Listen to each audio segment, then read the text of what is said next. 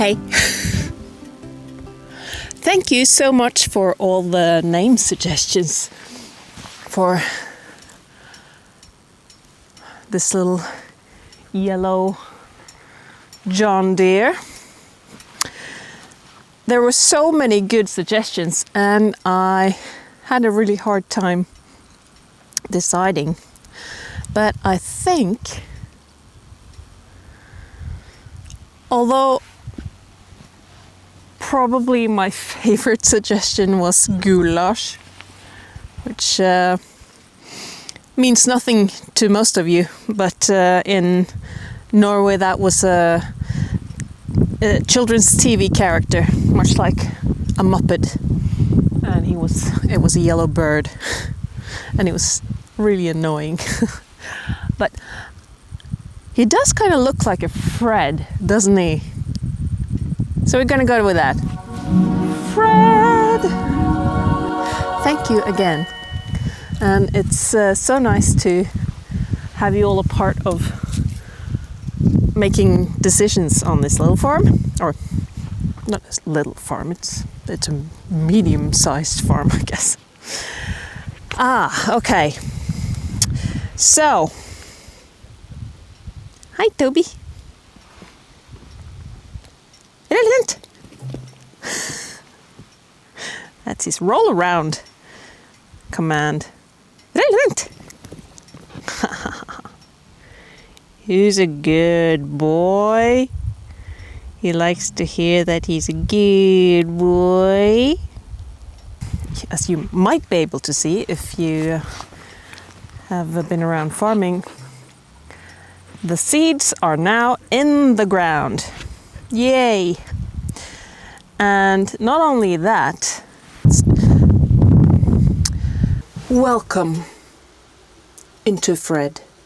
It's been so dry all of July and most of August and most of June for that matter. Luckily, we got the seeds in the ground Thursday afternoon, and Thursday night we had a huge, massive rainfall. And the two following nights as well we had rainfall. So the seeds are now watered. It wasn't just like on top, it's completely saturated through, which I'm really happy about. And since we now know it is sandy soil, it's not going to drown the seeds either, hopefully. So I wanted to take a little moment to go through the grasses that we have, or the seeds that we are growing in this meadow here. Now, I don't know exactly which is which here, but these are various types of grasses. This is what your lawn will look like if you don't mow it.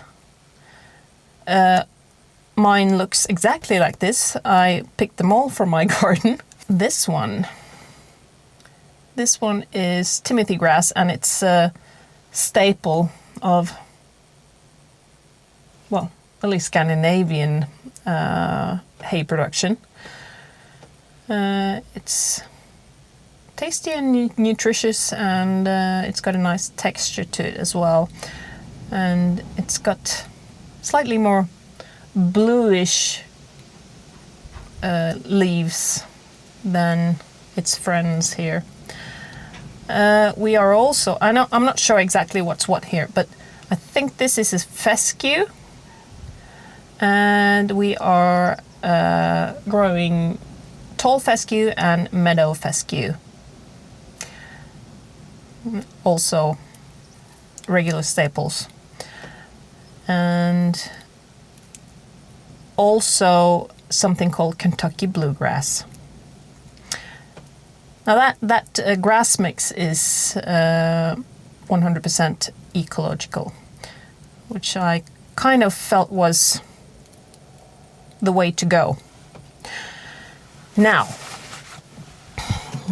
that's our grasses, and let's look at, we got legumes, the word I didn't remember last week.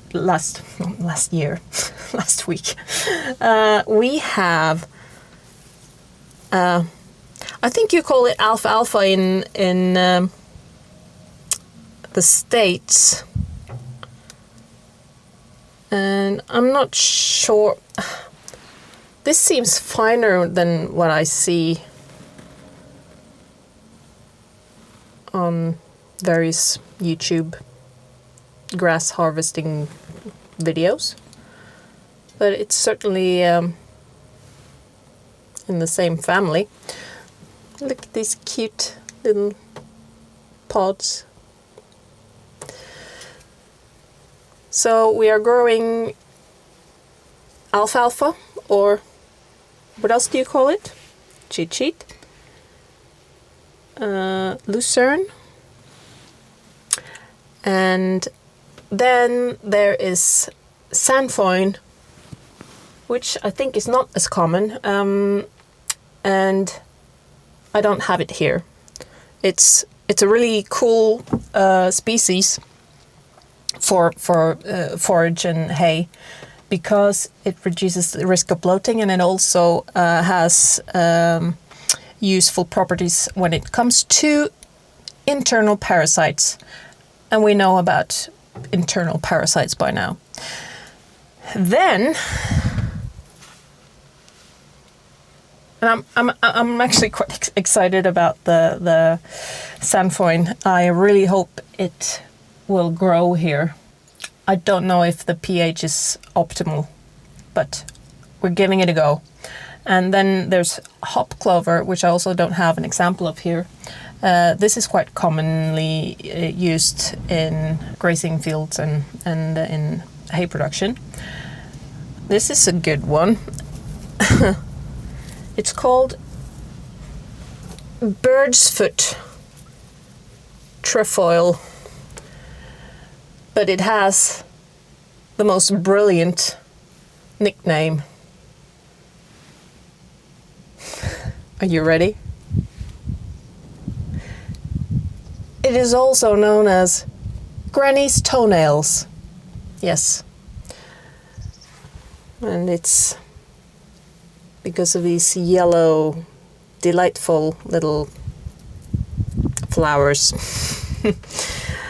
And then we have some species that you probably know very well, whether or not you are into farming, and that is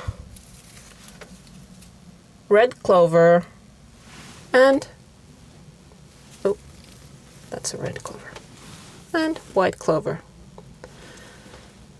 Very, very palatable for animals, and very useful for bringing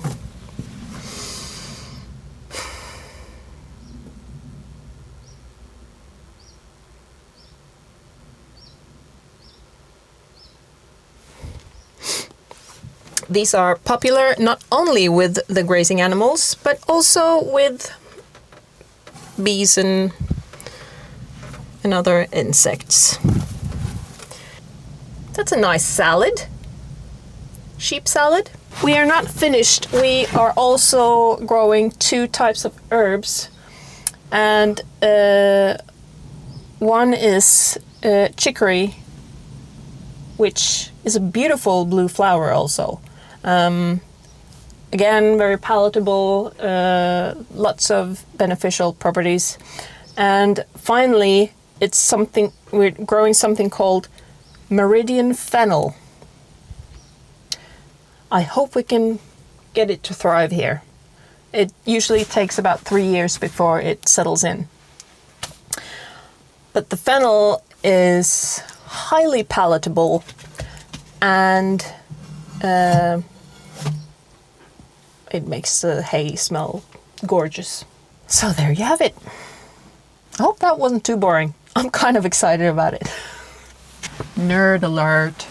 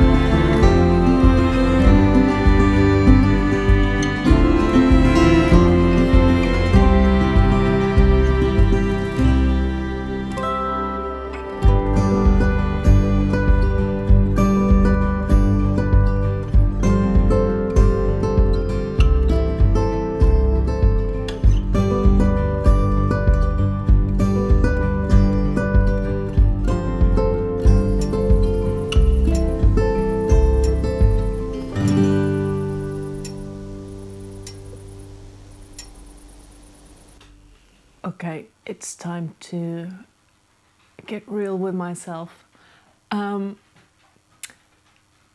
It's Sunday, it's 8:30 in the evening, and I have just now started editing the video. And, well, I got a little carried away. I was only going to create one t-shirt design this morning. And now it's the evening and I'm not sure where the time went. So I did manage to get some designs done, and I did manage to create an online store and connect it to YouTube. It's not quite finished, but I'm going to let you have a look anyway.